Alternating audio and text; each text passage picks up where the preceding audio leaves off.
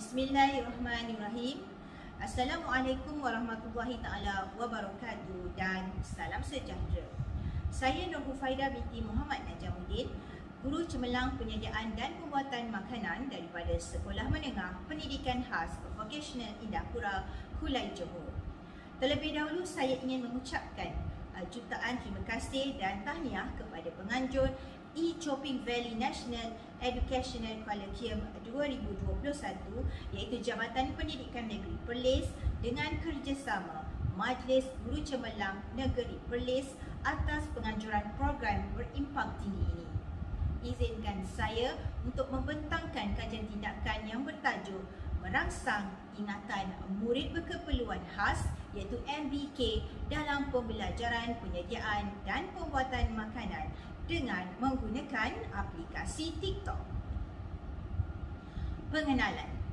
Pandemik COVID-19 yang melanda seluruh dunia menyaksikan masyarakat terpaksa menyesuaikan diri dengan banyak perkara yang bukan menjadi kebiasaan dalam kehidupan mereka.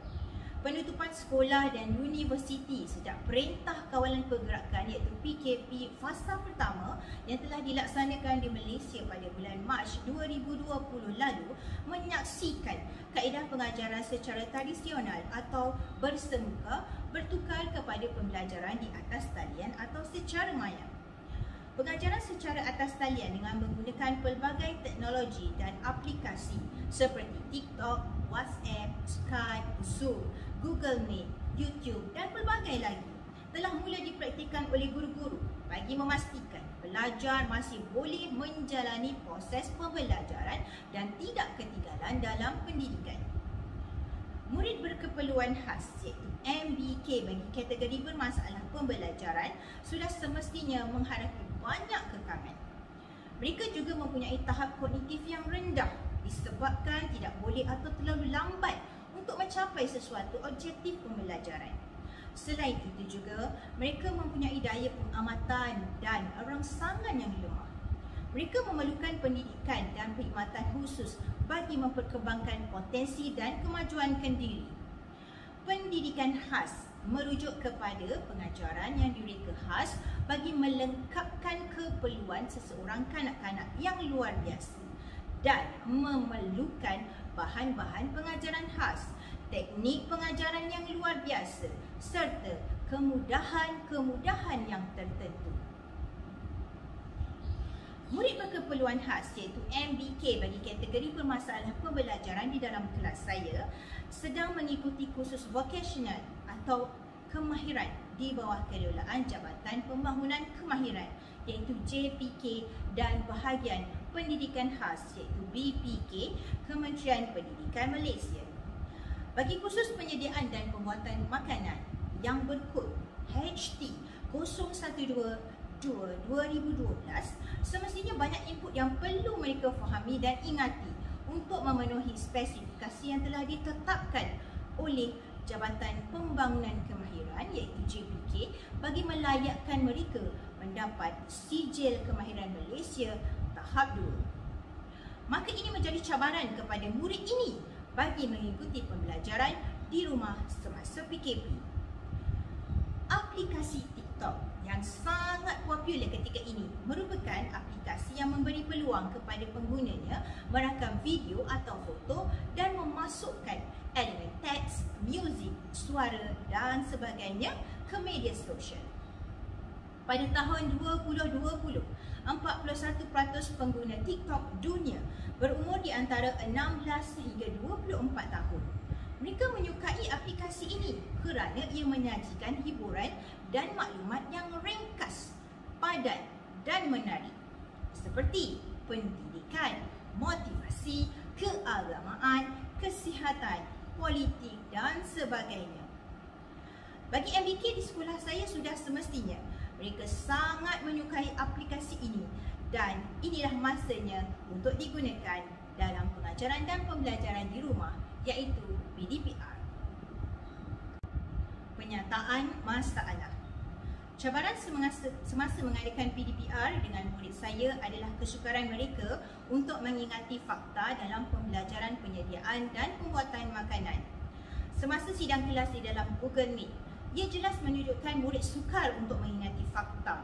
Selain itu, suasana pembelajaran juga kurang ceria dan aktif. Atas kesedaran akan masalah ini, maka saya cuba memikirkan kaedah terbaik dan mudah untuk murid ini mengingati fakta penting dalam pembelajaran. Apabila saya bertanya sama ada mereka bersedia ataupun tidak, jika saya menggunakan aplikasi TikTok dalam PDPR, murid terus menyatakan keterujaan dan bersetuju jika guru mereka menggunakan aplikasi ini. Lebih mengejutkan lagi apabila 4 daripada 7 orang murid saya telah pun memiliki akaun TikTok. Saya sedia maklum, murid berkeperluan khas amat meminati irama muzik dan juga seni. Maka saya cuba menggunakan aplikasi TikTok ini dengan memasukkan elemen gerak gaya untuk menarik minat dan konsentrasi mereka dalam pembelajaran penyediaan dan pembuatan makanan. Menurut Sulistiawati 2009, muzik bertujuan untuk meningkatkan daya konsentrasi. Pada umumnya, murid bermasalah pembelajaran mudah kehilangan konsentrasi dalam menerima pelajaran. Daya konsentrasi dapat dirangsang dengan kaedah guru mendemonstrasikan gerakan. Tujuan kajian.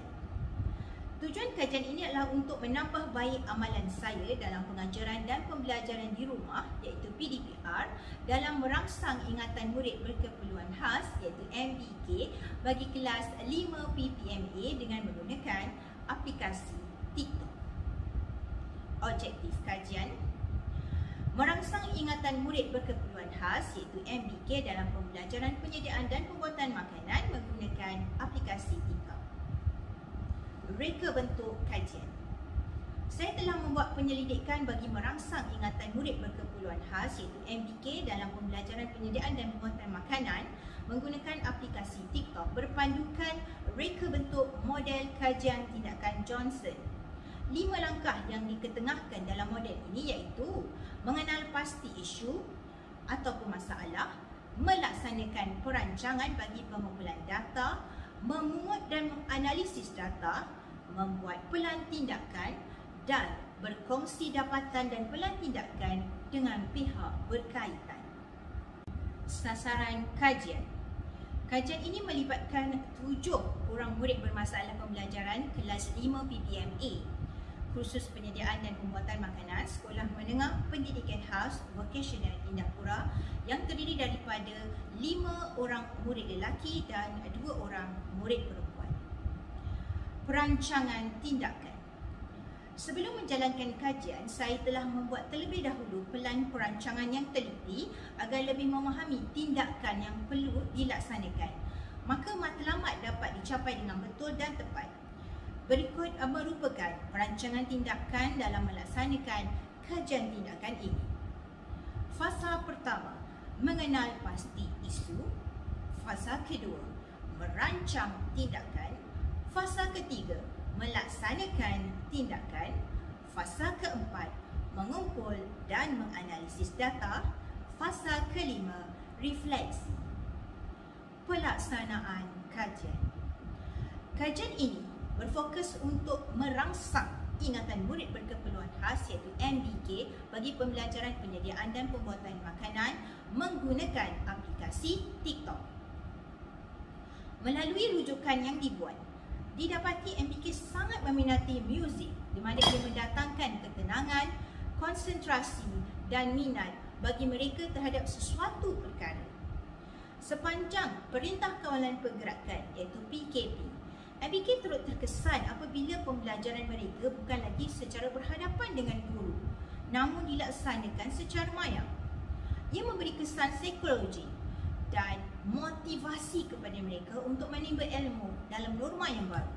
Sudah pasti cabaran kepada saya dalam memastikan pembelajaran mereka tetap diteruskan dan mencapai objektif yang ditetapkan. Selain itu juga, saya turut perlu berusaha memastikan MBK kekal berdisiplin untuk sentiasa memasuki kelas di atas talian melalui aplikasi Google Meet. Peserta kajian terdiri daripada 7 orang MBK dalam kategori bermasalah pembelajaran bagi pembelajaran penyediaan dan pembuatan makanan.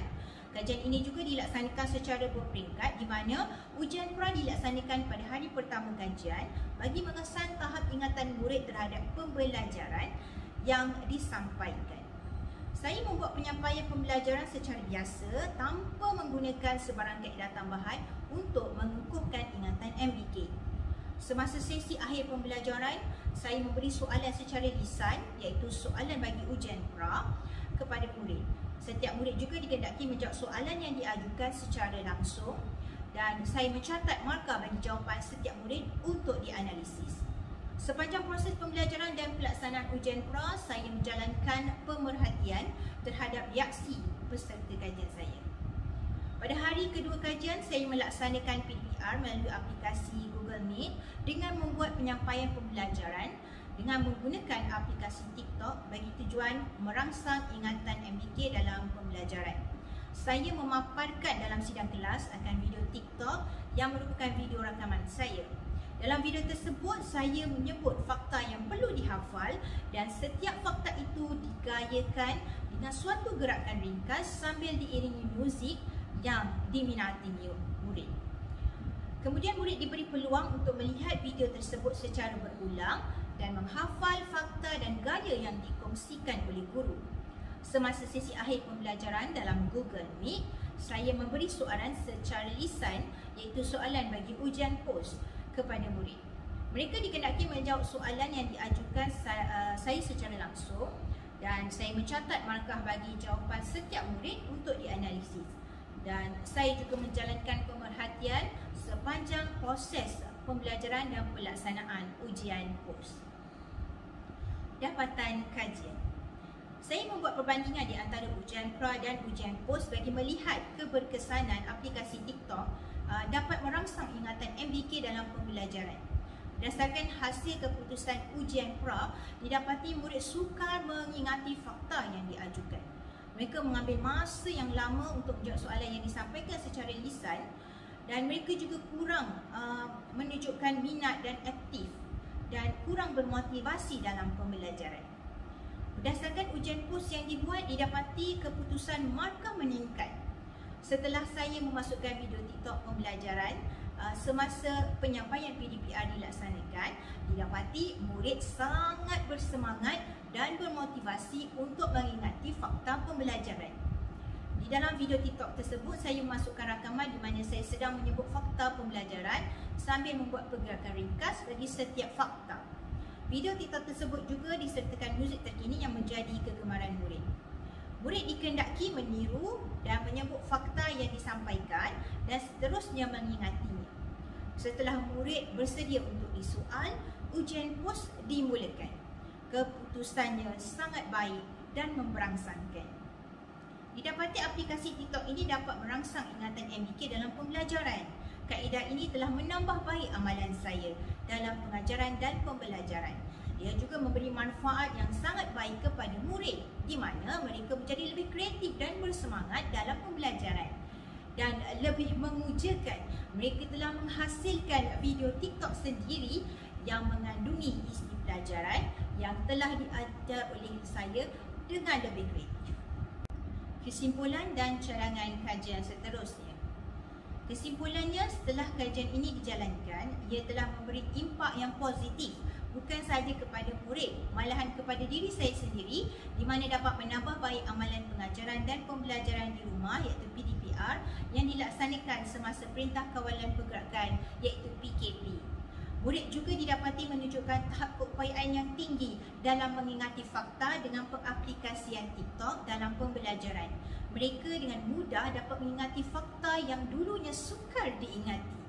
Alhamdulillah, dengan pengaplikasian TikTok dalam pembelajaran, penyediaan dan pembuatan makanan, ia telah merangsang ingatan murid berkeperluan khas iaitu MBK. Ini menjadi titik tolak kepada saya untuk sentiasa menambah baik cara pengajaran dan pembelajaran dengan mempelbagaikan lagi kaedah yang lebih menyeronokkan dan memberi impak positif kepada murid agar matlamat dan hala tuju pendidikan tercapai.